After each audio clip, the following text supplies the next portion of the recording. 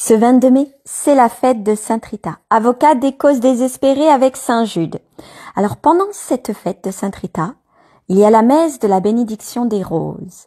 Cette messe permet de bénir les roses que l'on a apportées et que l'on va ramener chez soi ou offrir à quelqu'un. Et où, puisque vous pouvez faire les deux.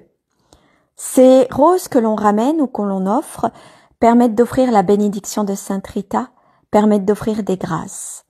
Alors, on peut offrir à Sainte Rita 12 roses rouges pour la remercier de toutes les grâces, de tout ce qu'elle a fait pour nous pendant cette année.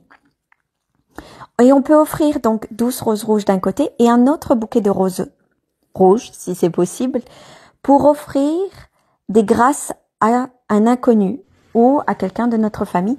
Alors, ces roses vont être laissées, mais elles n'auront pas la même fonction. C'est-à-dire que vous avez les roses de remerciement à Sainte Rita, les 12 roses rouges, et les roses d'action de grâce. Vous pouvez en offrir 1, 2, 3. Ces roses, vous les avez achetées, vous les offrez à Sainte Rita, et vous lui dites, Sainte Rita, je t'offre ces roses pour que tu puisses offrir des grâces à des inconnus ou à des amis ou de la famille. Et donc, ces roses, vous les laissez et vous aurez d'autres roses que vous ferez bénir pendant la messe. Bien sûr, les roses de l'année précédente, vous les brûlez pour pouvoir ramener ces nouvelles roses que vous ferez sécher chez vous pendant toute l'année, ce qui permet à Sainte Rita de venir visiter votre maison. Bonne fête de Sainte Rita à tous et à toutes. Et quand vous offrez les roses de Sainte Rita à votre famille ou à vos amis, vous pouvez rajouter la prière de Sainte Rita et de Saint Jude à leur offrir également pour qu'ils puissent avoir un appui lors des moments difficiles.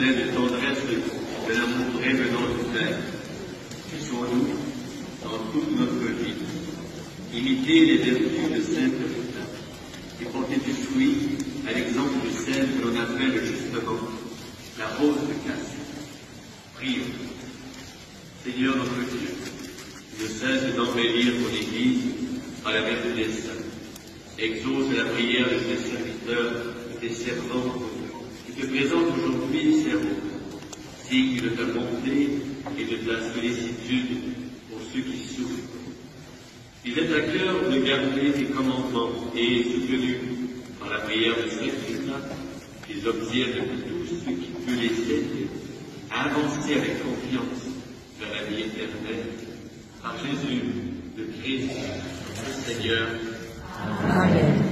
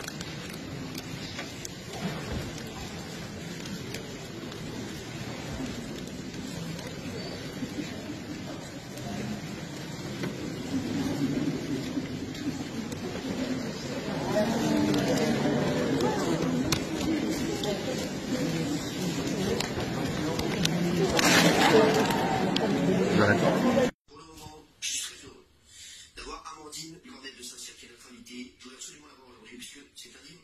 J'ai pas beaucoup de livres coup de cœur, vous savez. Non mais c'est vrai, j'en ai pas beaucoup. Parce que c'est vrai que j'ai lu les 3 livres en 8 ans, dont celui-là.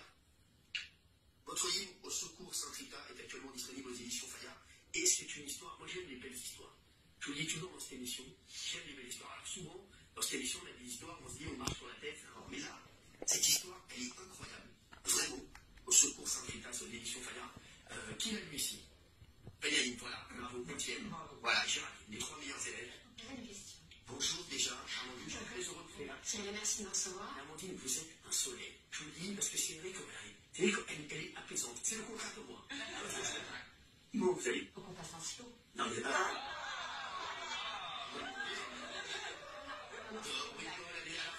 beaucoup d'humour, c'est cher.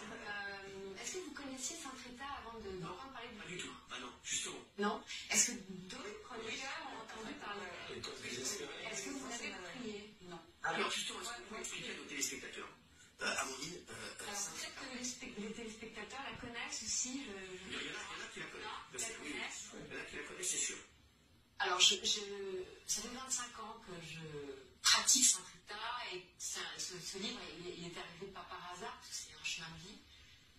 Elle est très populaire. Jean-Paul II disait d'elle qu'avec Saint-Antoine, elle est la sainte la plus populaire. Alors, c'est vraiment les causes désespérées. C'est la patronne des causes désespérées. Alors, racontez-nous, est-ce que vous voulez que Bernard Monteur, racontez, c'est la patronne des causes désespérées, évidemment, et de nombreuses personnalités d'ailleurs qui font appel à elle, que ce soit Benjamin Biolay, il y a Ben, il y a M. Strozian.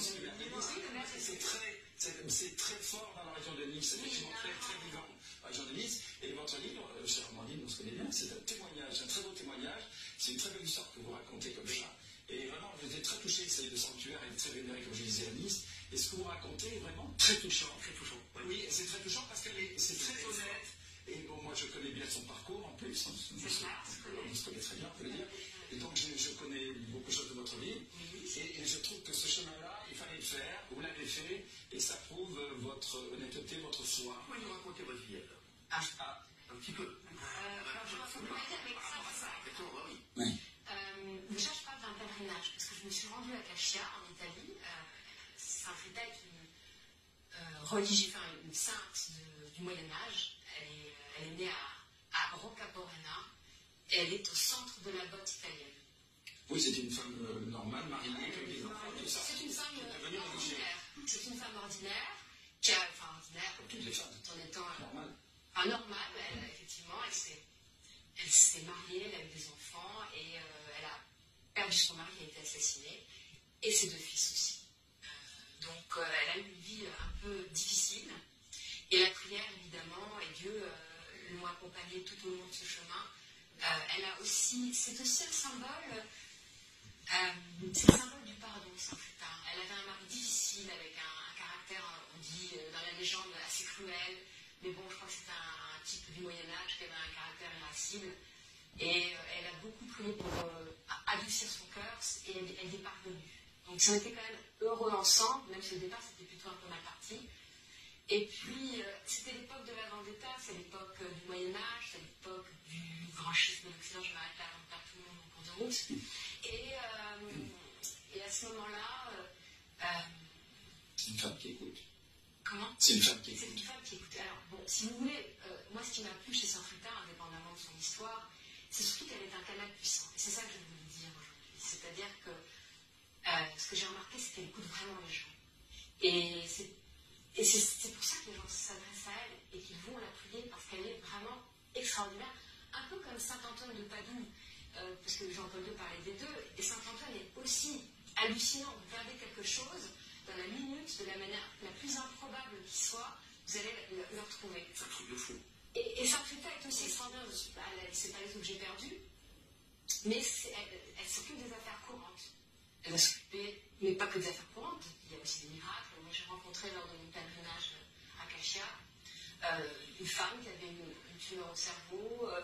La tumeur s'est disparue comme ça. Après, c'est toujours des histoires incroyables. Il y avait une femme qui avait un problème au cœur. Et le médecin lui a dit finalement, vous n'avez plus de problème au cœur.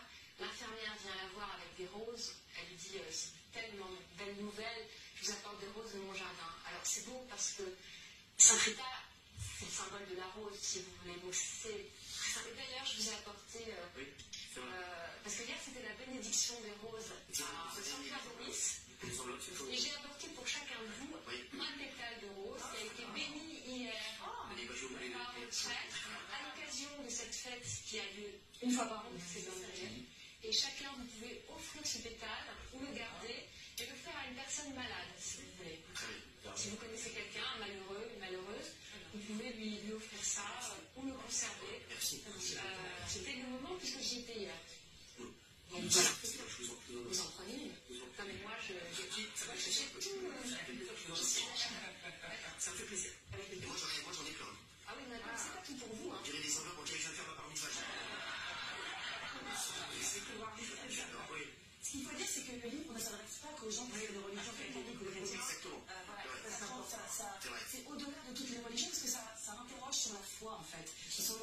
prière et sur le pardon et sur le chemin personnel qu'on peut faire dans des moments un peu compliqués. Et c'est en ça que le livre est très beau parce qu'il est universel. C'est pas simplement une femme catholique qui fait un pèlerinage catholique et qui s'adresse à des catholiques. C'est vraiment pour tout. Voilà. Oui, d'ailleurs, il y a des athées superstitieux qui la prient.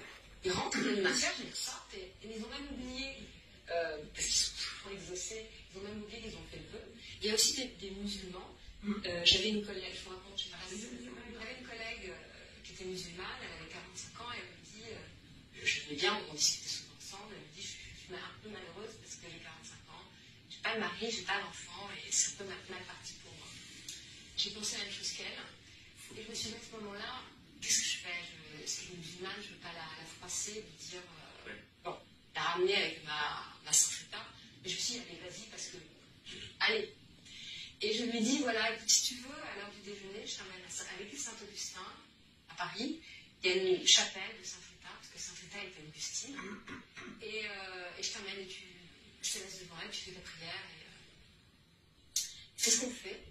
Et puis quelques mois plus tard, je change d'endroit au travail, elle est toujours au même endroit. Je reviens et elle me dit, oui, je vais pas dire son nom, je vais dire Aïcha. Et puis elle me dit, bah, tu sais, elle est en congé maternité, elle s'est mariée, elle est en congé maternité. Je me suis dit, Ouais, ouais, j'adore ces histoires. Moi, ça me passionne. Enfin, si j'ai écrit ce livre, c'est vraiment pour le partager. Enfin, c'est un message d'espoir, parce qu'on est quand même dans un monde assez désespéré et bien désespérant. Et j'avais envie, comme moi j'ai été aussi dans le désespoir à des moments, le partager avec les autres et leur dire qu'ils ne sont pas seuls, qu'il y a un espoir possible et que Saint-Rita est un canal extraordinaire. Il y a de l'humour aussi. Au secours. Oui, on veut